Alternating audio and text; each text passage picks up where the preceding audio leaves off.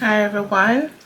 If you're new here, my name is Deborah. I talk about a lot of things, and today's topic is going to be don't be too absorbed in other people's world that you forget your own world exists. And you wouldn't believe how I got this topic.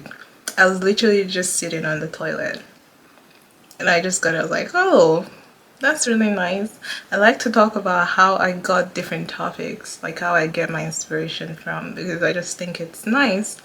But anyways, I didn't write a script for this one, so I'm just gonna go half of my head. There's been a lot of things going on social media, seeing people living their lives, seeing people traveling, and you can admire so many people. And it's like, oh, this is nice. To the extent that you might start imagining yourself like, I wish I was this, I wish, I was traveling like them and all that. And that's where the comparison comes in. Like, this is something I really don't like to do, comparing myself to other people. You'll never catch me doing that. And I like J. Cole said, there is no life better than yours, right?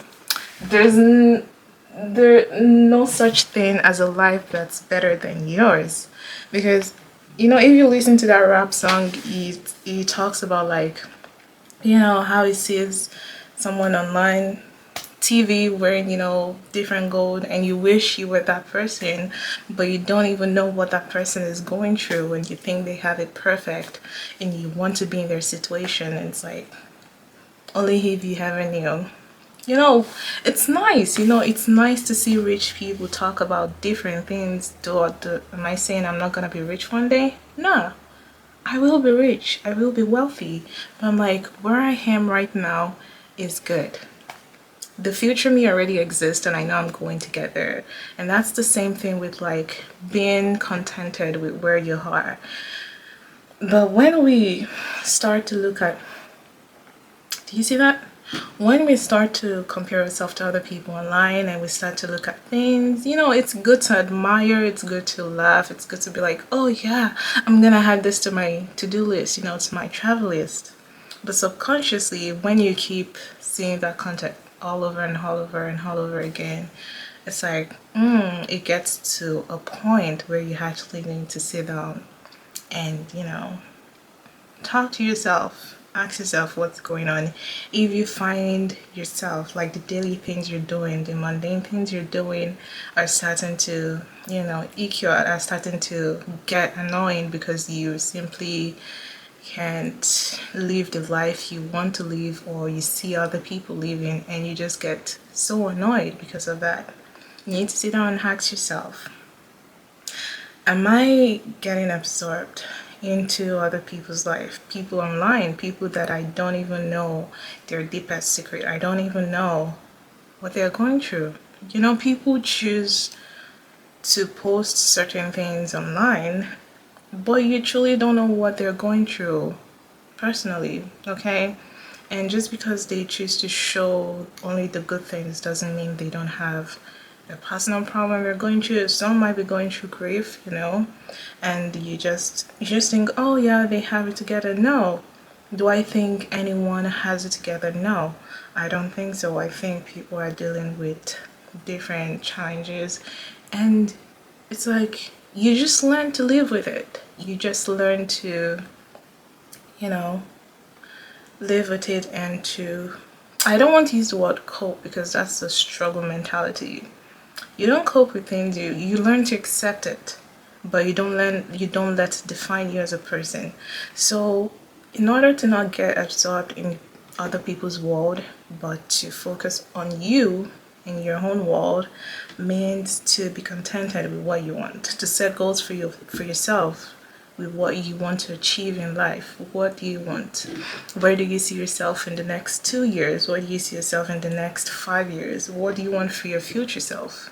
What are you envisioning for yourself? And I think that makes it even more exciting when you're planning things for yourself. You have a to-do list, and as a girl, as a lady, I have this vision boards where like arrange different things and like, oh yeah, I'm gonna travel to this place. You know, that gives you more excitement. It makes you come back to your desires and what you truly want for yourself. And also being able to acknowledge that feeling that might come up when you're looking at other people online and saying, oof, is this jealousy, is this envy, is this anger, is this frustration that I can't live the same life that these people are living. You learn to acknowledge that, and you learn to accept that, and to say, you know what, this is okay, this is an emotion. Now how do we work through that? Jeez, I'm sounding like a therapist right now. That is so scary.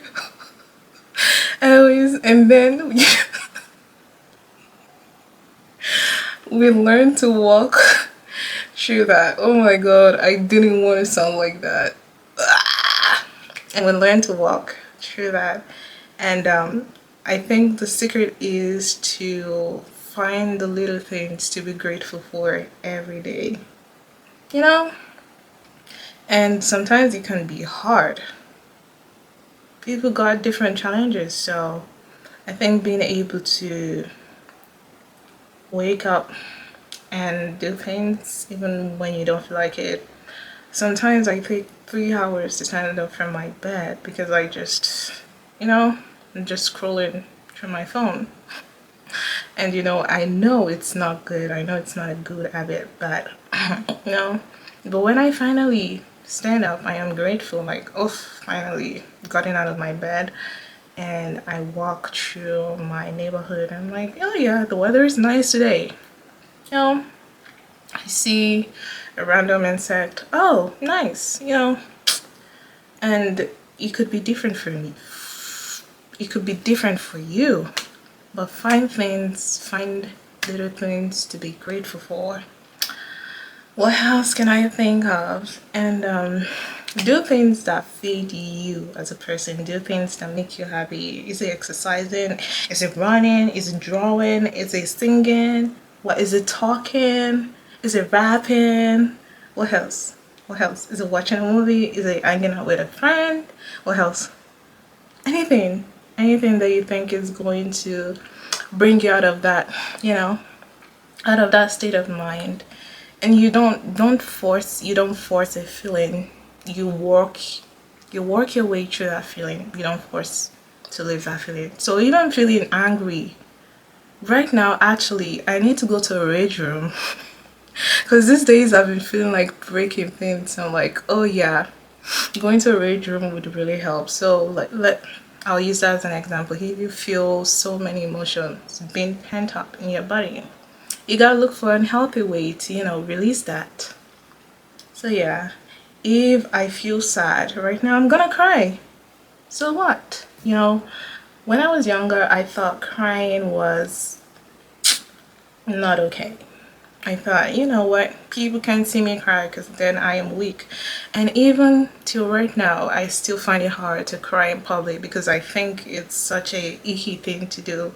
But I am learning that it's okay to cry. So what? I still remember when I was in uni and I was going through a rough time in school. I would cry while walking from my school to my room, just out of frustration, just out of like being burnt out from everything. But after I cry, I feel better. You know, releasing those emotions can actually help. So if you're feeling, you know, happy, you know, do what makes you happy. If you feel like dancing, do it. If you feel like moving your body, exercise. You know, release. Your body needs movement. It needs to move. It needs, you know, shake it all out. I saw you took that. I was like, shake out the pain. Shake it all out. Shake out everything. But yeah. Anyways, I think I'm gonna head now. But thank you all so much for watching. This was such a fun topic. Now, this is the second topic I'm making today, but thank you for sticking around if you've made it this far. And please, please, please subscribe to my channel and don't forget to like. Thank you. Bye.